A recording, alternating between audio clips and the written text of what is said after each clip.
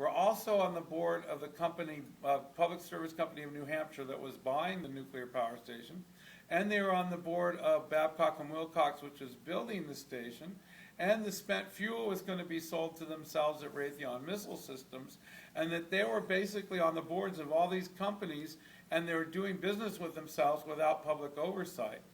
So we thought, wow, that's kind of like the banking scams that happened that led to the Great Depression. And so we decided to take, we found out that their board of directors meeting would happen at the Federal Reserve Bank at South Station on March 26th of '81. And so we decided we would dress up as hobos, get a big pot, make a whole bunch of soup, and go down there with the flyers showing the interlocking board members, and with a message that the policies of this bank could lead to an economic depression where people might be forced to stand in lines to get food at a soup kitchen. And at that time, Reagan had only been in office like a year and a half, so not even that.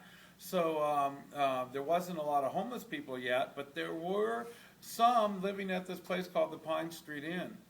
So I went down to we were becoming concerned. The soup looked really great, and we're like, wow, I wonder if it's only 8 of us. And we're like, go down there, it won't look like a soup line, and we'll have to find somebody to eat all this great food. So I went to the Pine Street Inn, and I gave a speech at midnight about this protest. And the homeless guys there were like, oh, that's so cool, a protest like the 60s, way to go. We haven't seen that in years. And to our surprise, about 70 people showed up at the Federal Reserve Bank.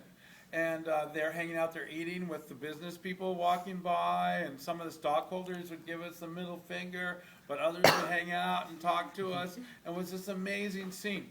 So when we're washing all the pots and pans, we decided, why don't we just quit our job and just do nothing but collect food and deliver it.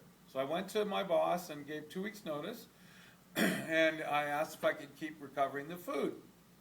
So he was cool with that. So we started to